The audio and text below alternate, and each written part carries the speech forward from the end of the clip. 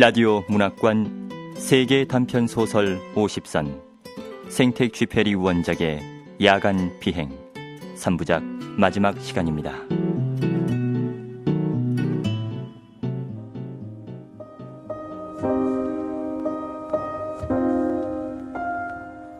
지난 이야기.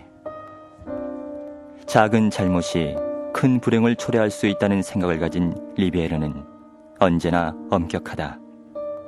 또한 그는 많은 사람의 비난에도 불구하고 야간 비행을 고집한다. 한편 파타고니아 우편기 조종사는 폭풍과 사투를 벌이고 조종사 부인은 사무실로 전화를 걸어 남편의 안부를 묻는다.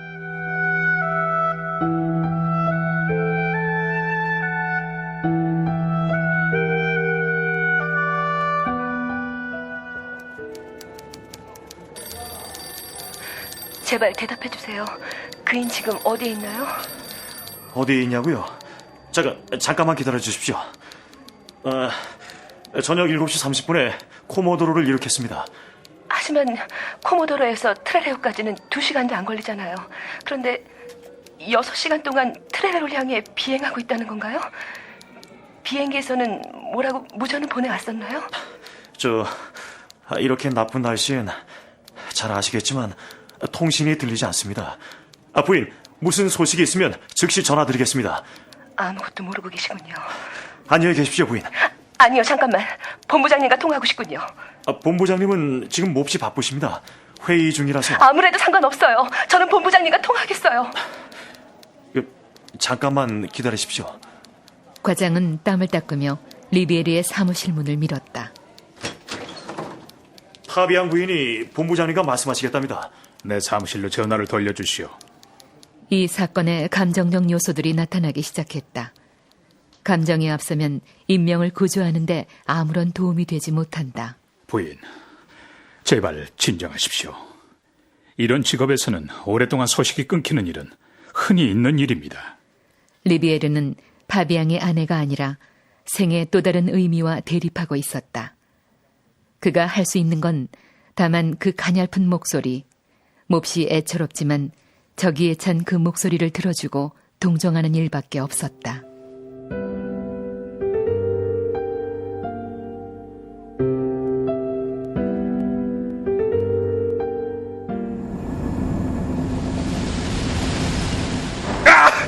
이런 젠장! 부에노스아이레스와는 통신이 두절됐습니다. 손가락이 감전돼서 무전기를 조작할 수조차 없습니다. 파비앙은 숨을 깊이 들이마셨다. 어떻게 해서라도 부에노스아이레스와 연락이 닿아야 했다.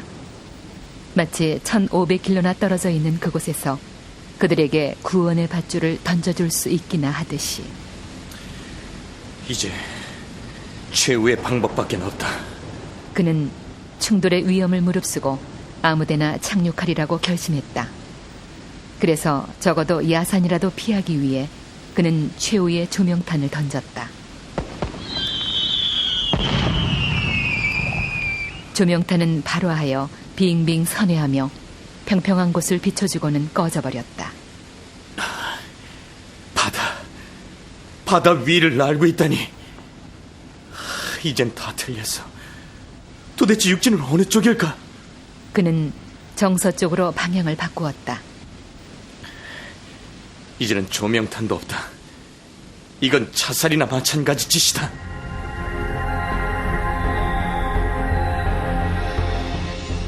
그런데 바로 그 순간 폭풍 후에 찢긴 틈새에서 마치 덫 속의 죽음을 이끄는 미끼처럼 몇 개의 별이 반짝였다. 별빛이다. 하지만 저건 함정이야. 함정! 어떤 틈새에서 별을 발견하고 그 별을 향해서 올라가면 다시는 내려올 수 없게 되어 그곳에서 영원히 머물게 되는 함정. 그러나 빛의 목마름이 너무나 강했기에 그는 올라가고 말았다.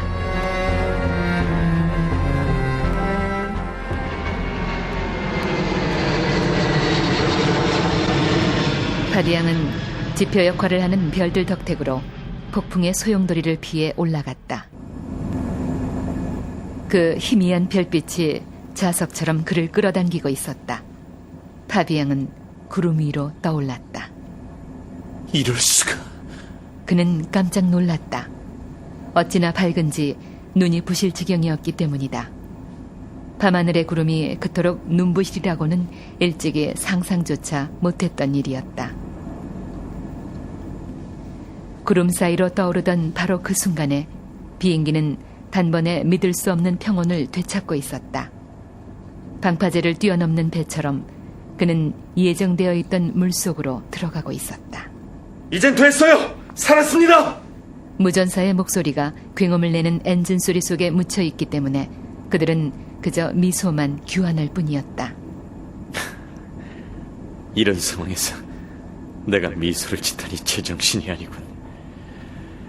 우린 이제 끝장났는데 말이야. 이제까지 붙잡아주고 있던 수천 개의 암흑의 팔이 그를 놓아버렸다. 마치 잠시 동안 꽃밭 속을 혼자서 걷도록 허락된 죄수처럼. 정말 아름답군.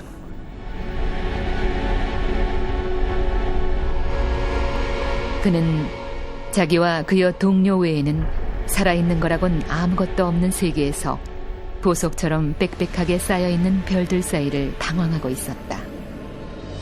그들은 다시는 나올 수 없는 보물의 방에 갇혀버린 전설 속의 도둑과 같은 신세였다. 자릿한 보석들 속에서 엄청난 부자가 되었지만 사형 선고를 받은 몸으로 떠돌고 있는 것이다.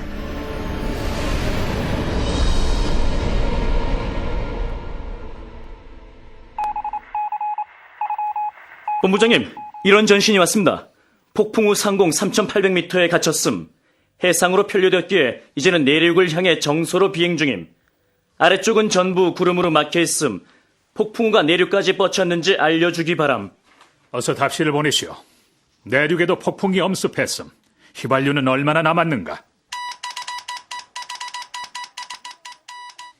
반 시간 더 비행할 수 있다고 합니다. 이제는 어떠한 희망도 가질 수 없었다. 그 승무원들은 30분 후면 이 깊은 밤속 어딘가에 빠져 익사하리라. 손, 파비앙의 손. 핸들의 운명을 맡기고 비행하고 있을 그 손. 파비앙은 홀로 별들 속에서 길을 잃고 헤매고 있다. 아직은 두 손으로 세상을 붙잡은 채 세상을 향해 균형을 잡고 있다. 핸들 속을 꽉 쥐고는 절망 속에서 이 별에서 다른 별로 곧 빼앗겨버릴 소용없는 보물을 이끌고 가고 있다.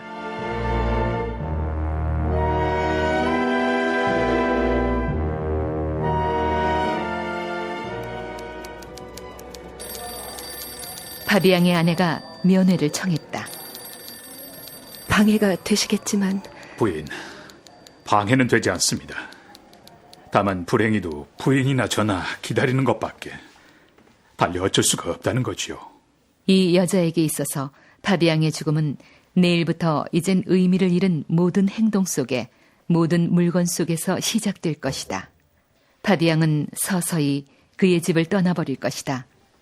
하지만 리비에르는 그 깊은 연민을 자기 마음속에만 가두어 두었다.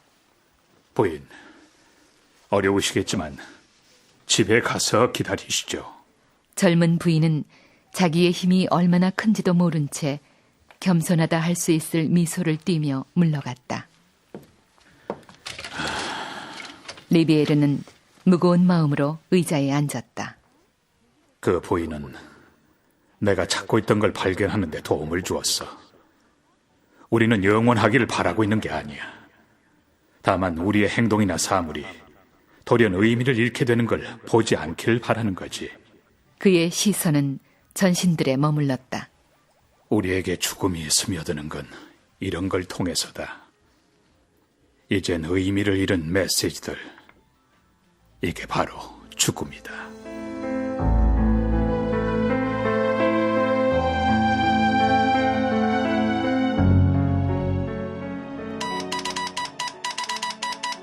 본부장님, 다시 무전이 들어오고 있습니다.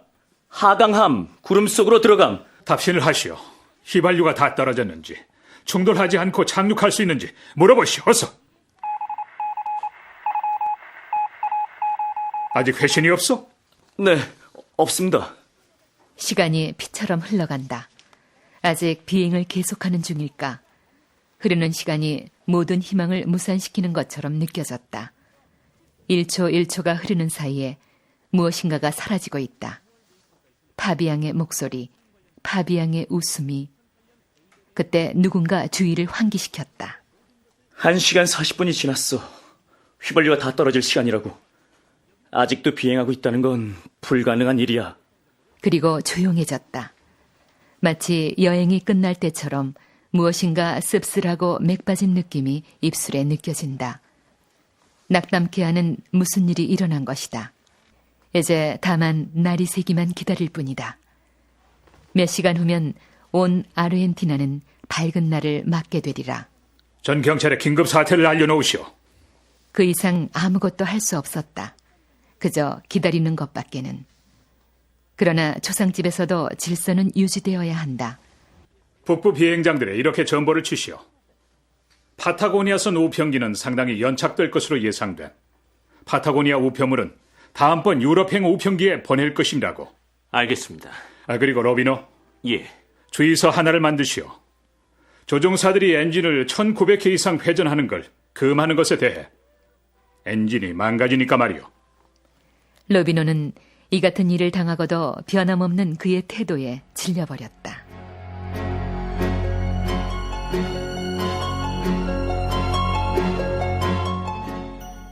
이번 참사로 회사 방침에 변화가 있을 테지.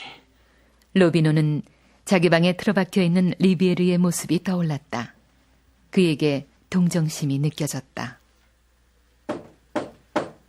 그는 조용히 노크를 했다. 응답이 없었다. 그는 이 조용함 속에 더 크게 노크할 용기가 나지 않아서 문을 밀었다. 로비노가 리비에르의 사무실에 서슴없이 거의 동료처럼 들어가기는 처음이었다. 무슨 일이 일어나도 난 당신의 편입니다. 리비에르는 고개를 떨군 채 자기의 두 손을 쳐다보고 있을 뿐 입을 다물고 있었다. 본부장님. 리비에르는 고개를 들고 그를 바라보았다. 로비노는 당황했다. 너무 멋쩍은 나머지 로비노는 무심코 이런 말을 하고 말았다. 지시를 받으러 왔습니다. 2시군. 아순시온 우편기가 2시 10분에 착륙할 것이오. 2시 15분에 유럽행 우편기를 이륙시킬 준비를 하시오. 로비노는 야간 비행을 중지하지 않는다는 놀라운 뉴스를 퍼뜨렸다.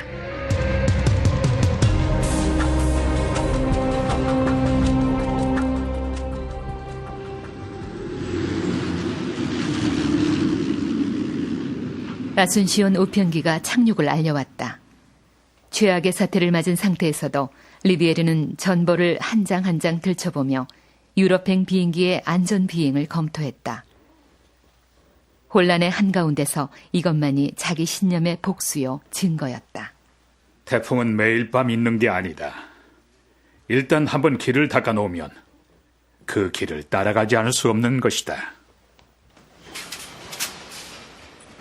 이제 막 착륙한 조종사는 두 손을 호주머니에 넣은 채 자기 비행기에 등을 기대고 서 있는 유럽행 우편기의 조종사를 보았다.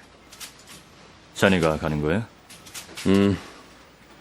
파타고니아 우편기는 왔어? 기다리지 않기로 했네. 실종됐어. 날씨는 어때? 아주 좋은 날씨야.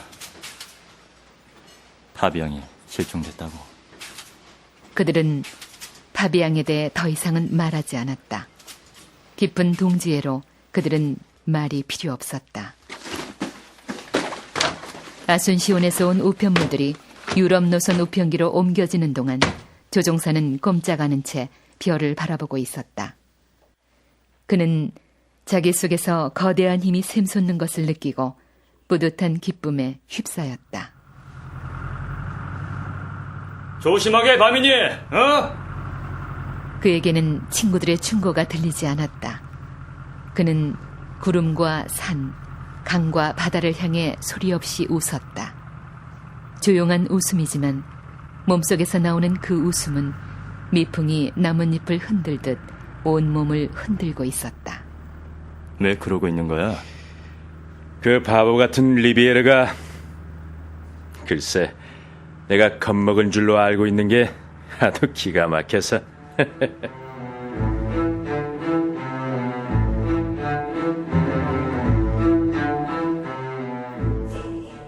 1분 후면 그 비행기는 부에노스아이레스의 상공을 날아갈 것이고 다시 투쟁을 시작하는 리비에르는 그 비행기의 굉음을 듣고 싶었다. 별을 향해 행군하는 군대의 힘찬 발소리처럼 그 비행기가 굉음을 내며 사라지는 걸 듣고 싶었다. 그가 만약 단 한 번이라도 출발을 중지했다면 야간 비행의 명분을 잃고 말 것이다. 내일이면 자기를 비난할 마음 약한 자들을 앞질러 리비에르는 지금 또 다른 한 팀의 승무원을 밤하늘로 내보낸 것이다. 리비에르는 자기의 엄한 시선 밑에서 몸을 구부리는 사무원들 사이로 천천히 걸어서 자기 사무실로 돌아가고 있다.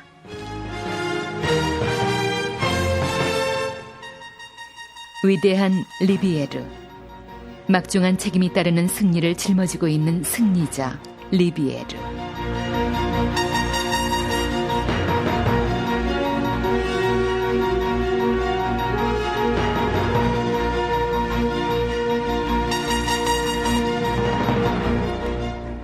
라디오 문학관 세계 단편 소설 50선 생텍 쥐페리 원작의 야간 비행 마지막 시간이었습니다.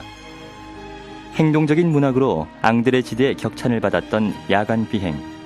이 작품의 등장인물을 통해 작가가 말하고자 하는 것은 무엇인지 건국대 불문학과 김동현 교수의 도움 말씀 듣겠습니다. 문호 앙드레 지드는 야간 비행을 통해서 초인간적인 덕성, 고귀함, 자신을 극복하는 것을 배우는 매우 고귀한 직업을 수행한다고 보았습니다. 특히 중요한 것은 모험에 가득 찬 도전 정신을 통해서 자신의 가치를 하나씩 구현해 나가는 과정일 텐데요. 이러한 귀중한 인간적 가치를 일깨워준 사람은 비인간적이고 엄격해 보이는 리비에르죠. 그는 전 항로의 책임자로서 조종사와 기술자들에게 조그마한 실수도 용납하지 않고 용감성을 강조하고 불완전한 점을 제거하도록 종용합니다. 항공 책임자인 리비에르는 책임감과 직업의식이 투철한 사람이죠. 조종사들이 감정이 약한 모습, 시간을 지연하는 것 등을 용납하지 않습니다. 그리고 비행 수칙을 엄수할 것을 강요하죠.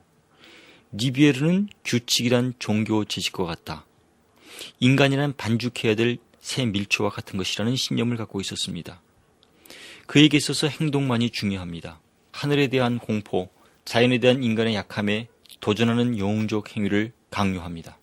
여기서 말하는 영웅주의란 폭력에 호소하는 소영웅적 태도나 군국주의적 영웅주의가 결코 아닙니다. 직업을 통해서 자신의 가치를 충분히 발현하고 의무감을 완벽하게 완수하는 사람을 볼 때 느끼는 것이 바로 생텍 쥐페리가 얘기하는 영웅주의입니다. 따라서 직업은 용기와 유대감과 인간의 위대함을 구현하는 대표적인 수단입니다.